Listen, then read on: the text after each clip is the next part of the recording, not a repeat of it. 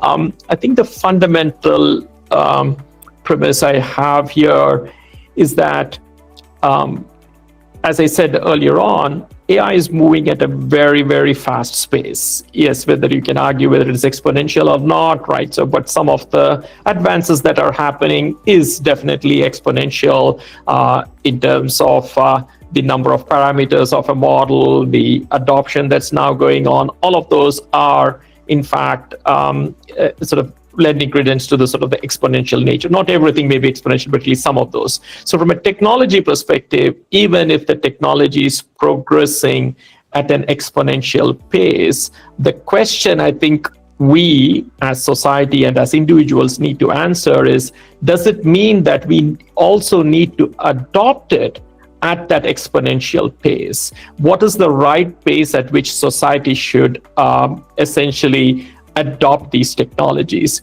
And that's where I would say that we should take a pause and then reflect upon, yes, technology is going at a certain pace. Is it the same pace that we want the adoption to go on? Now, the technology is going at that pace by essentially failing fast. That may be fine in certain cases, but is that okay under all situations? Again, let me give you a very specific example. If in your electronic retailer, you're essentially going and it is giving you recommendations on what to do, which button to click or which product to buy, if it is actually advising you on that. And if it gets it wrong, no big deal, right? So if Amazon is predicting that there's a 90% chance that you're going to click on that button and it so happens that you don't, tough luck, right? So it can revise, it can fail fast, and then it can get better, right? So over time, it can get better. Now, can you adopt that same approach when it comes to health advice or when it comes to financial advice, right? So that's where I would say no, right? So there are some things where you want to fail fast, and there are some things where you want to step back, take a very measured approach. Now, this mad craze around innovation at all costs, right? So is where I think we should essentially question people who are putting forward that.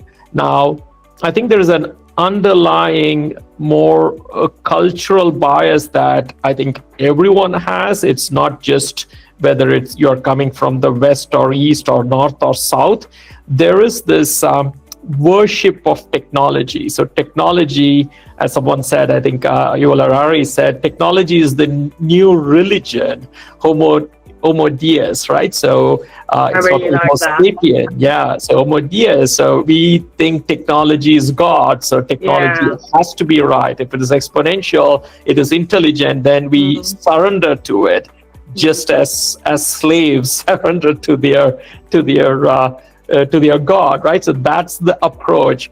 I know it seems queer to people, and I'm a technologist, right? So I don't believe in all of this, but then just go to any campus, including my campus here, everyone wants to go and join the technology companies. There's nothing wrong with that.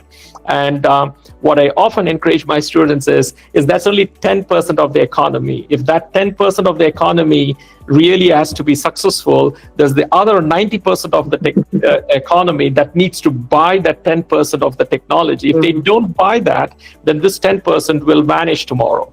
And it has happened in the past. So what is that other 90% of the companies? It's financial services, it is healthcare companies, it is retail companies, boring manufacturing, or mining companies, right? So if they all don't buy the AI technology, or the AI technology is not useful, then AI revenues would go down, right? So it would disappear. But I think there is this, I need to be in technology. That's the place where action is, I think is one of the big underlying risks that we have. Now, from there, you can go back, and as I said, the timing of it. So we need to be cognizant of the technologies that are going at a pace, but the rest of the 90%, the 10% is pushing the 90% to go faster and faster. Not suggesting that we have to be as slow as we have always been. At the same time, we don't have to be as fast as what the technology people want. There is a compromise, there's a trade-off somewhere that we do adopt it, but adopt it in a measured format. So then what happens to us as citizens? Now, again, I don't think we are cognizant of it. We still want to go at the technology speed, but that is going to impact people. Now, let's come back from the individual aspect to the worker aspect. Now, yes, a company can automate tasks. Let's say there are 100 people, you get 20% efficiency, you can get rid of the 20% people, 20% of the people, and then what happens to that money? That money can go to the shareholder value, and it can go back to the shareholders. But is that the most optimal one from a societal perspective? What happens to that 20% who are jobless? They go into the society has to maintain them. And what is the cost of the society maintaining them versus them being retrained in some way within their current employment or some other employment? I think those are questions that we need to be asking more of in deciding whether it is automation, or I prefer the word augmentation and prefer doing augmentation. It's not so much and the conversation by the tech companies have been structured in a way that, hey, AI is getting so much better than you, so AI is replacing you, we are automating tasks. Rather than that conversation, I would rather have the conversation of, I do some of the work without AI today and my productivity is X. Now with AI, can I improve my productivity to whatever X plus Y%? That's the conversation we should be having, not let me replace you and then get this bot over here. And that seems to be the trend in which everyone is going with all the agentic technologies. Agents don't have to necessarily be replacing humans. It can be assisting the humans, right? So augmenting the humans. And that's the way I think we should be thinking about it more broadly. Of course, there are other risks here, but I think it's more the mindset. I think we need to change the mindset. That's a much bigger risk. If you change the mindset, I think some of the others will also follow.